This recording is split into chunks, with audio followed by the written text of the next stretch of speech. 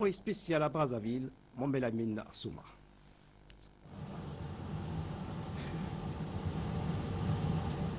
Au terme d'un vol de 4h50, le président de la République, le professeur Alpha Condé, est arrivé au Congo-Brazzaville dimanche 26 juin à 15h30 heure locale. À l'aéroport international Maya Maya de Brazzaville, il est accueilli par son homologue, le président congolais Denis Sassou Nguesso. Un accueil très amical et fraternel. Les honneurs militaires, puis l'exécution des hymnes nationaux guinéens et congolais.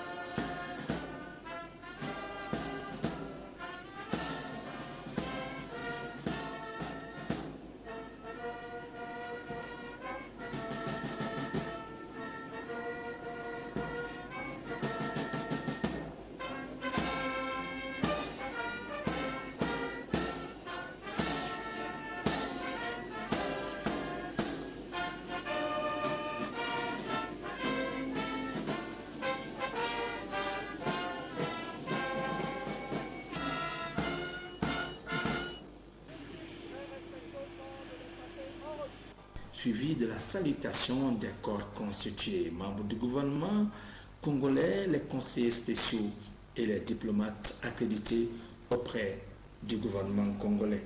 Au salon d'honneur, les deux chefs d'État vont échanger sur des questions brillantes du continent, en particulier le 17e sommet de l'UA, l'Union africaine, prévu du jeudi 30 juin au vendredi 1er juillet prochain à Malabo, capitale de la Guinée équatoriale, avec pour enjeu principal l'accélération de l'intégration africaine.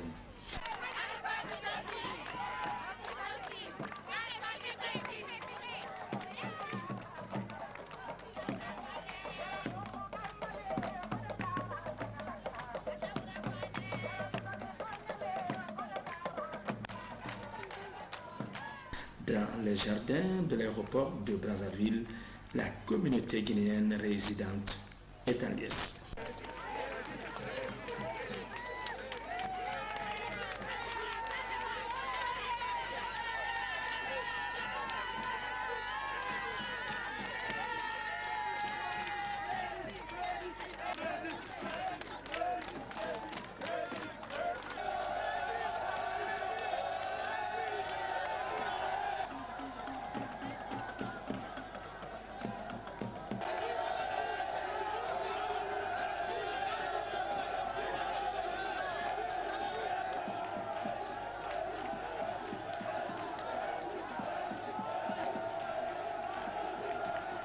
Puis direction la Villa des Hôtes. Tout le long du parcours, un accueil populaire indescriptible.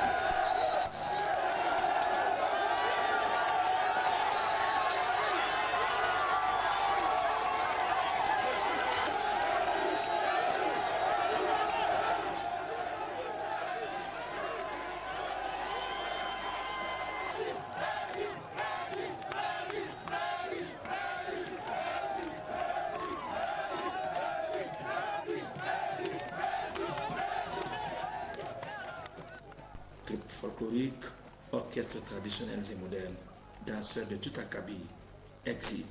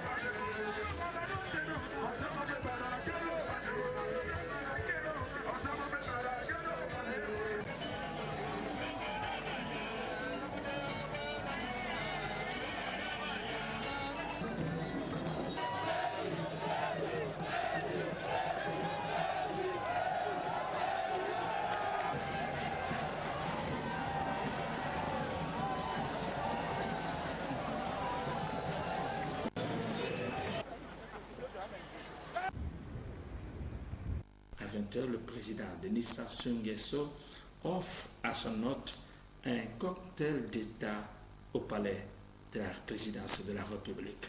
Le professeur Alpha Condé fera 72 heures au Congo-Brazzaville avec à la clé un programme de travail sur des réalisations agricoles et hydroélectriques. Et vous, monsieur? Pardon?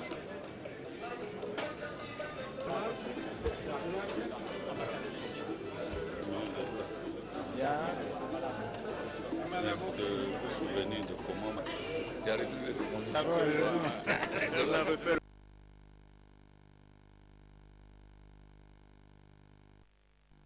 L'autre temps fort de cette édition, les Amazones de Guinée encouragées et félicitées par le président de la République du Mali. Le président ATT, Amadou Toumani Touré, se dit marqué par la prestation de cet orchestre féminin de Guinée. Les Amazones ont émerveillé les mélomanes de Bamako. La culture guinéenne marque des pas, vous allez le voir dans ce reportage de Adi Kamara à Bamako. C'est dans l'enceinte du palais présidentiel à Koulouba que le chef de l'État malien a reçu en audience les Amazones de Guinée en séjour de travail à Bamako au compte de la 30e édition de la fête de la musique.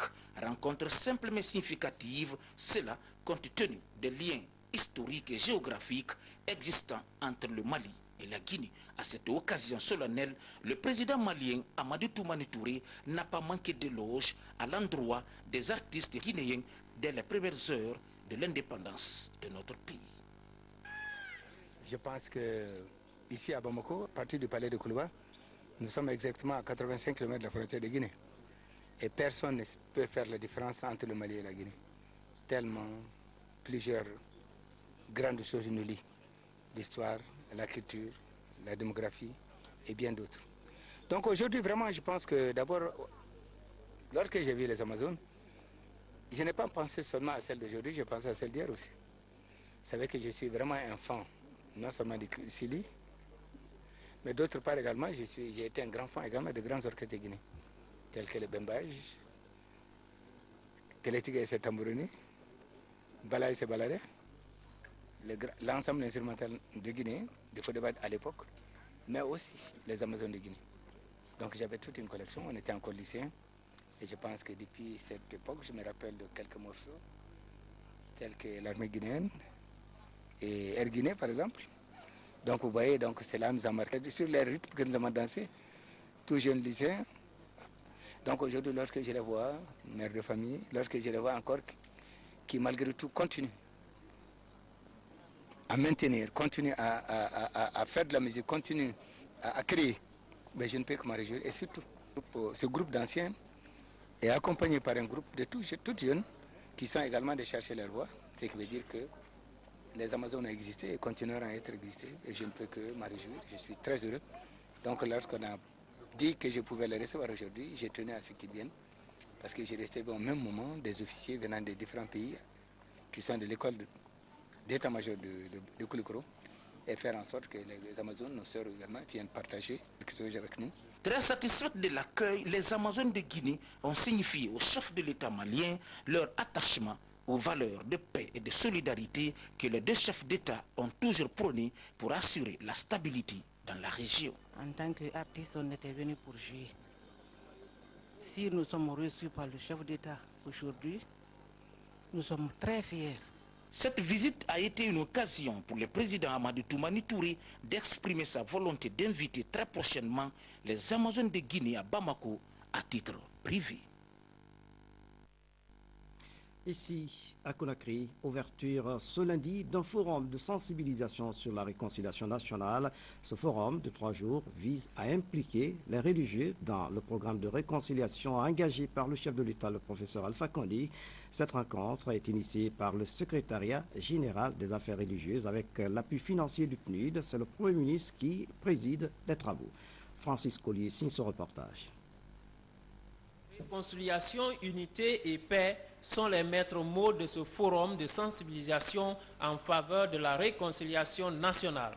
Il a regroupé les responsables religieux, musulmans et chrétiens venus des 33 préfectures du pays et les 5 communes de Conakry. L'objectif est d'amener ces leaders chrétiens et musulmans à s'impliquer fortement dans le processus de réconciliation nationale tel que figure dans le programme du président de la République.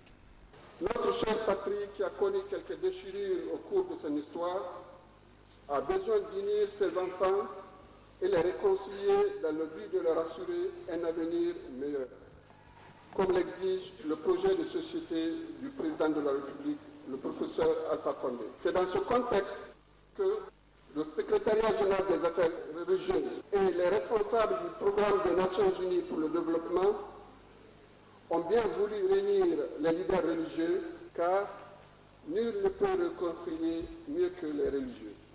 La réconciliation nationale est un processus long qui se veut itératif, participatif et inclusif. C'est une mission noble et exaltante. Elle requiert de ce fait une ferme volonté politique et un désir de l'ensemble des acteurs et dépositaires d'enjeux de la Guinée. Nous savons tous que sans la paix, il n'y a pas de développement et rien de bon n'est possible. Notre département, sous l'impulsion clairvoyante du chef de l'État, compte, de par sa vocation, d'être le fer de lance dans l'unification des peuples croyants de Guinée. Devant la première dame de la République, les membres du gouvernement, les partenaires et les leaders religieux, le Premier ministre a, au nom du président de la République, exprimé la satisfaction du gouvernement pour l'organisation de ce forum qui cadre parfaitement avec les préoccupations du chef de l'État. Je voudrais vous dire que la paix et la réconciliation nationale dans notre pays sont aujourd'hui d'une importance capitale. Capitale en ce sens qu'il s'inscrit au premier plan des actes fondamentaux du projet de société du président de la République, le professeur Alpha Condé. Aujourd'hui, la Guinée a besoin de se réconcilier avec elle-même au regard des nombreux et graves contentieux accumulés de l'indépendance à nos jours.